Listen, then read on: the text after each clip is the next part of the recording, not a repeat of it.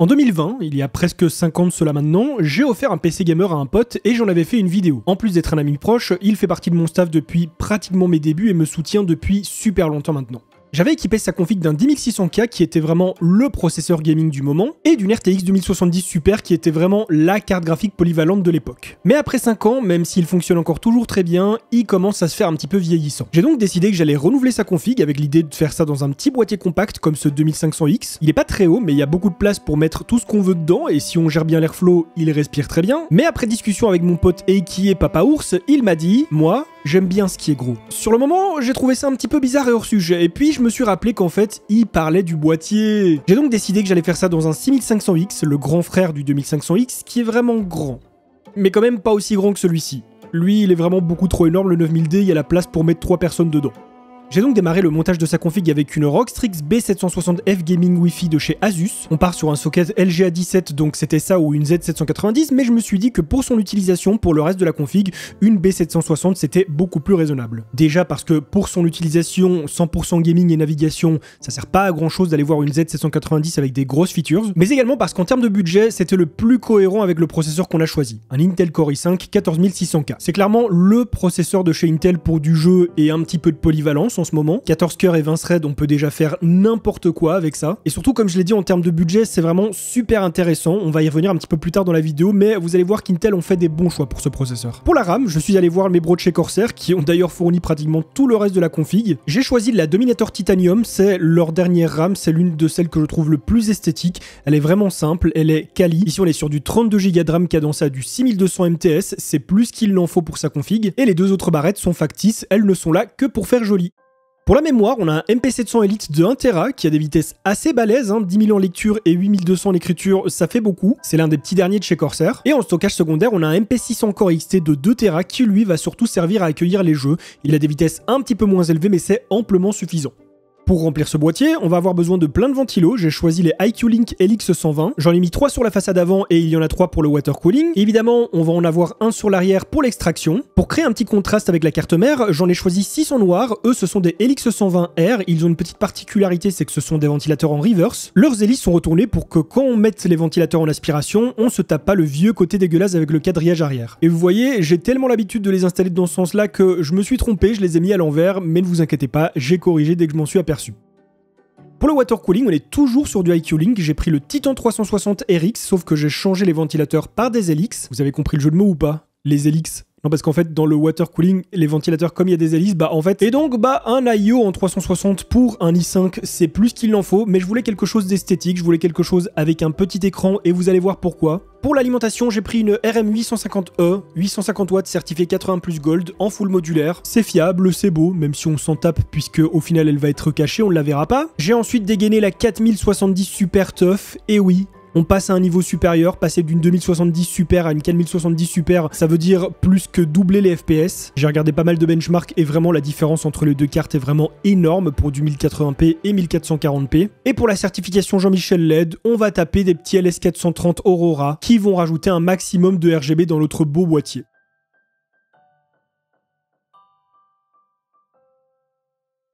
Mais il manque quelque chose à ce PC. Et c'est pourquoi je vais dégainer le sponsor de cette vidéo, Vpure Sidiki. Vpure Sidiki, comme je l'ai dit, ça fait quelques années maintenant que je bosse avec eux. Vous y trouverez des clés jeux et des clés software en tout genre. Nous, ce qui nous intéresse particulièrement, ce sont les clés Windows 11. Elles sont beaucoup moins chères que si vous les achetez directement sur le site de Microsoft ou chez les revendeurs PC. Et pas de panique, il n'y a rien d'illégal, il n'y a pas de crack ou quoi que ce soit, ce sont de vraies clés Windows. Et lors de l'achat, si vous rentrez mon code DDVIP, vous allez avoir une réduction de 25% sur votre clé. Attention, le prix des clés varie de temps en temps, parfois il est plus haut, parfois il est plus bas, mais il ne monte jamais très haut. Une fois que vous avez acheté votre clé, vous allez la choper dans le User Center directement sur le site, vous allez ensuite dans le menu démarrer, vous tapez activation et là vous pourrez rentrer votre clé Windows et ainsi l'activer. Si vous avez eu un souci avec votre clé lors de l'achat, ne vous inquiétez pas, il y a un petit live chat en bas à droite du site sur lequel vous pouvez adresser votre problème directement et ils vous remplaceront votre clé. Vous trouverez tous les liens et mon code promo dans la description de cette vidéo et en commentaire épinglé. En ce qui me concerne, je prends toutes mes clés Windows là-bas, je le recommande à mes potes et ils en sont ravis à chaque fois. Donc voilà, un tout gros merci à Vpure Sidiki et sur ce, on retourne au sujet principal.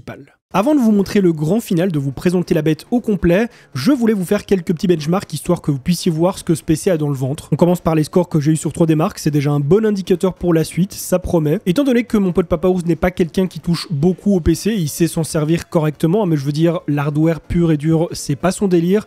On va pas lui appliquer d'overclocking comme ça, si un jour il déraille, bah il aura pas de souci pour tout remettre en place. Et donc tous les scores que vous allez voir dans cette vidéo sont des scores bruts, sans optimisation, sans overclocking ni quoi que ce soit. Je vous laisse donc observer les benchmarks directement en jeu, à gauche en 1080p et à droite en 1440p, car il ne montera pas en 4K. Évidemment avec cette config on pourrait jouer à des jeux en 4K, mais c'est pas forcément la carte graphique la plus adaptée pour ça, et surtout c'est pas ce que mon pote recherche.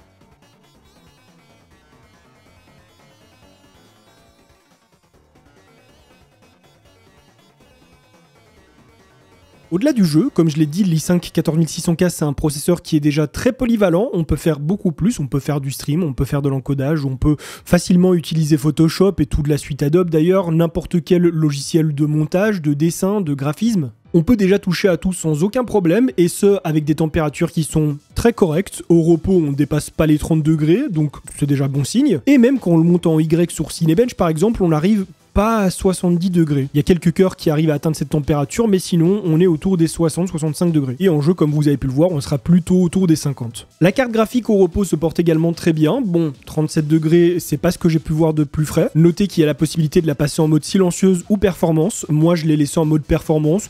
Si c'est pour gratter 2-3 degrés, c'est pas la peine de la passer en silencieuse. Et elle aussi, quand on la monte en Y, en la passant sur le stress ultime de Combustor, bah, elle atteint difficilement les 60 degrés, même après 1 heure de Combustor. Il n'y avait pas d'accumulation de chaleur. Évidemment, elle en crachait pas mal, mais il y a un bon travail de dissipation qui est fait sur le boîtier, donc on n'a pas de température qui s'accumule. Ça fait pas chauffer le processeur, ça fait pas chauffer tout le reste, c'est nickel. Durant tous mes tests, la RAM s'est montrée stable. J'ai activé l'XMP, on est passé à 6200 MTS.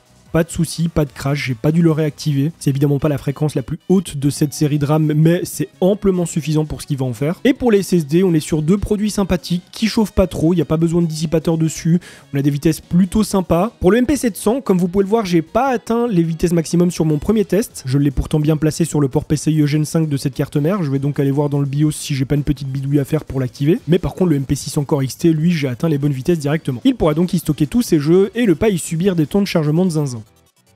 Maintenant que vous connaissez tout ce qui compose cette config ainsi que ses performances, on va rentrer un petit peu plus dans les détails. Et surtout, je vais pouvoir y ajouter une petite note finale et enfin vous la montrer allumée en entière. En tout cas voilà, je sais déjà qu'il adore Corsair, je sais qu'il adore les boîtiers blancs, les configs blanches, et étant donné que c'est compliqué de trouver une carte mère blanche avec ces statistiques-là, pareil pour la carte graphique, c'est une carte que j'avais déjà ici depuis un petit moment, donc autant la réutiliser au lieu de la laisser traîner. Et surtout, trouver une bonne carte graphique blanche aujourd'hui, c'est compliqué et ça coûte une couille énorme avec ce qui est en train de se passer au niveau des GPU. Et donc ça m'a contraint d'avoir une carte mère et carte graphique noire, ce qui est déjà très bien, mais du coup, j'avais pas envie de faire quelque chose de tout blanc et de juste mettre le centre en noir. C'est la raison pour laquelle j'ai ajouté les deux ventilateurs qui sont en reverse en noir, histoire d'avoir un petit rappel. Et comme je l'ai dit, on va rajouter une petite touche encore sur ce boîtier, une petite touche un petit peu plus foncée. Et donc on est sur une config qui est quand même assez similaire, hein. On est sur du full Corsair, on est sur quelque chose de tout blanc avec des rappels de noir, mais par contre on est sur quelque chose qui est beaucoup plus évolué et surtout beaucoup plus performant. Et c'est là qu'on va rentrer un peu plus dans la technique. Au départ, avec Intel, je voulais partir sur un 14700K pour avoir quelque chose qui mettait vraiment une grosse distance au 10600K que j'avais mis il y a presque 5 ans dans son PC. Mais étant donné que mon pote Papaours ne fait que du jeu, et attention je précise, je parle depuis le début de Papaours, mais rien à voir avec TK78, hein. Ce sont deux personnes différentes, hein. Je ne parle pas de lui depuis le début parce que je sais que beaucoup de gens l'ont appelé comme ça. Mais donc, étant donné que mon Papaours à moi ne fait que du jeu, bah c'était pas la peine d'aller jusqu'à un i7. Et ça, Intel me l'ont bien rappelé, ils m'ont dit écoute, tu vas faire une grosse config, tu vas mettre du budget, enfin bon, tu vas te faire rincer par les marques, d'accord. Mais à quoi ça servirait de maxer ce PC avec un i7 s'il ne va faire que du jeu principalement? Parce que c'est vrai que même si j'ai pas payé grand chose dans ce PC, hein, finalement tout ce qui m'appartenait à moi c'était la carte graphique et la carte mère que j'ai acheté pour l'occasion. Et d'ailleurs la carte mère, comme je l'ai dit, le choix a été assez important, on va en parler juste après. Et donc Intel m'ont dit, ça sert à rien de faire monter le prix de ce PC, de montrer aux gens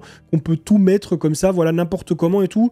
Et je suis parfaitement d'accord avec eux. Je leur ai dit, j'ai admis, sur le coup, j'ai été peut-être un petit peu trop gourmand pour pas vraiment de raison. Parce que comme je l'ai dit, avec ça, on peut déjà faire énormément de choses. 14 cœurs et 24 threads pouvant monter jusqu'à 5,3 GHz en boost, ça met déjà une sacrée distance au 10600K que je lui ai mis il y a 5 ans. Vraiment, la différence entre les deux est stratosphérique, il n'y a pas photo. Il n'y a pas de raison de monter sur un gros processeur, on va pas avoir de bottleneck ou quoi, on va pas devoir aller monter jusqu'en 4K pour que le processeur soit à fond. Enfin non, justement que le processeur ne soit pas à fond, que ce soit plutôt la carte graphique qui travaille. Je veux dire par là que si on avait un processeur qui était bottleneck, en montant en résolution, on aurait pu résoudre un petit peu le problème. Ici, c'est pas le cas, on va rester en 1080 voire 1440p, mais pour autant, c'est pas une 4070 Super qui va bottleneck ce processeur parce que vraiment, il en a dans le bide mais sévère. Donc pour ce qu'allait en faire mon pote, c'était vraiment le choix idéal. Pas besoin d'aller voir du côté de la concurrence sur un 7800X 3D ou quoi, ça aurait été trop. Vraiment pas besoin et on est quand même sur un écart de budget assez conséquent.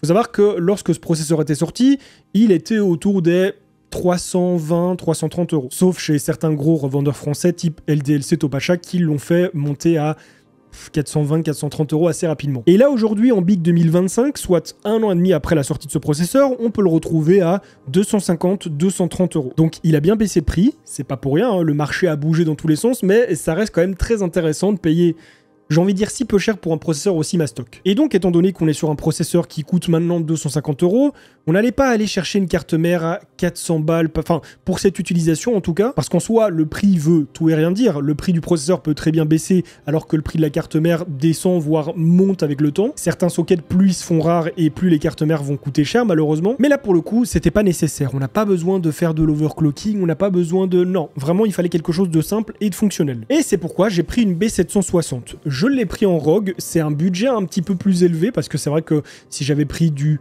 MSI A Pro, si j'avais pris du Asus Prime, ça aurait coûté moins cher. Mais je voulais quelque chose qui soit quand même un minimum solide et surtout je voulais quelque chose qui soit bien fourni en termes de features.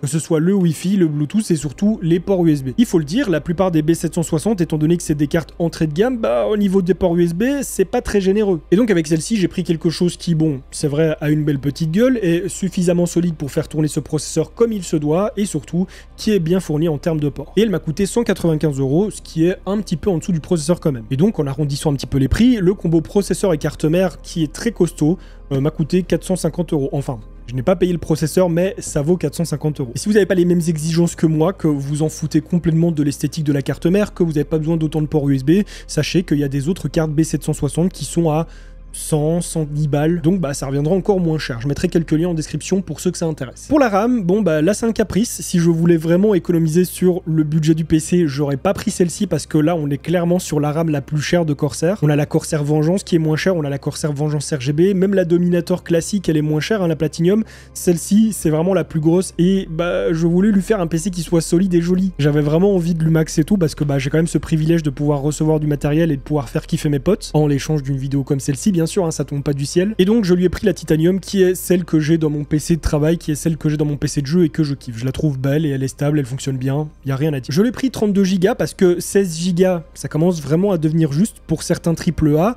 64 ça aurait été beaucoup trop pour du jeu. Et le deuxième pack que vous voyez ici, comme je l'ai dit, c'est de la RAM factice. C'est-à-dire que elle a la même tête, elle pèse pratiquement le même poids, il y a bel et bien un PCB dedans, elle est rétroéclairée mais elle n'est pas comptée comme de la RAM. Lorsqu'elle est branchée dans le PC, elle compte pour du beurre, elle ne délivre aucune puissance. Si je n'ai pas pris 4 barrettes de 8, c'est tout simplement parce qu'en titanium, il me semble que ça n'existe pas, les barrettes de 8 Go, ça commence à partir de 16. En plus de ça, en DDR5, c'est quand même toujours plus stable de rester sur 2 barrettes. Si vous passez à 4, c'est pas grave, mais 2, ça reste plus stable. Et bon, bah d'un point de vue esthétique, j'avais pas envie de laisser 2 slots libres, c'était plus joli comme ça. Donc oui, là, clairement, pour la RAM, c'est un gros caprice. Moi, quand j'ai la possibilité de faire des cadeaux à mon entourage, j'essaye d'y aller au max. C'est pour ça que je disais merci à Corsair tout à l'heure, c'est que en me rinçant pour cette vidéo, ils ont surtout rincé mon pote. Et alors pour le reste, bah comme je l'ai dit, le boîtier, j'ai choisi celui-ci parce que quand je lui ai parlé de ce projet que j'avais, je lui ai demandé s'il voulait une petite ou une grande tour. Il m'a dit que si c'était possible, lui, il aimerait bien quelque chose de grand, qui respire bien, qui est bien ventilé, où il y a de l'espace. Je me suis dit, ok, j'ai compris. Ça allait pas être un 9000D comme celui-ci parce que clairement, ça aurait été insensé pour ce qu'il allait en faire. Mais le 6500X, c'était vraiment parfait. Pour les ventilos, j'ai pris des LX. Ça servait à rien de prendre des QL. Ils sont un petit peu plus chers. Ceux-ci sont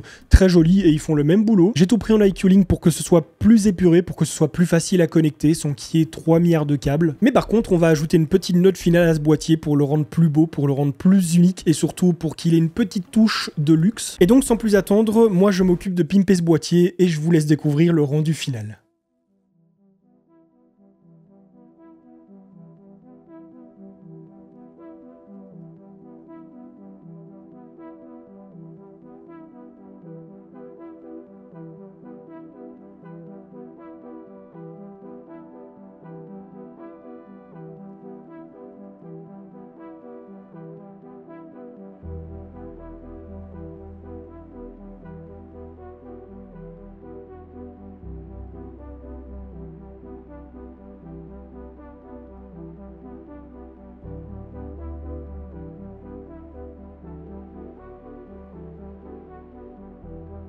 Pour ma part, je suis super content du résultat. Certains vont peut-être remettre en cause le fait qu'il y a du matériel assez cher d'un point de vue composants style boîtier, water cooling, RAM, et que ça aurait pu être mis dans le processeur ou dans la carte graphique pour faire une config un petit peu plus costaud. Mais je suis de ceux qui pensent qu'une config ça se fait sur mesure, il faut pas toujours prendre le meilleur, le plus puissant, et voilà, si on a encore du budget, se faire plaisir sur l'esthétique, parce qu'au final, c'est un objet qu'on va avoir toujours à côté de nous. Pour certains, l'esthétique importe peu, pour d'autres, un PC c'est aussi un bel objet décoratif. Donc voilà. En ce qui concerne mon pote Papa Ours, au moment où je sors cette vidéo, il n'a pas encore reçu le PC, il le découvre en même temps que vous, donc j'espère qu'il l'appréciera. Je remercie encore une fois Corsair et Intel qui ont grandement participé à l'élaboration de ce PC, je suis super content d'avoir pu monter ce projet à bien. N'hésitez pas à me lâcher vos avis dans les commentaires, à me dire ce que vous pensez de cette bête, lâchez votre pouce si ça vous a plu, abonnez-vous à cette chaîne si vous voulez en voir plus, tout ça. Et sur ce, on se retrouve très bientôt pour une nouvelle vidéo, en attendant portez-vous bien, bye les gens.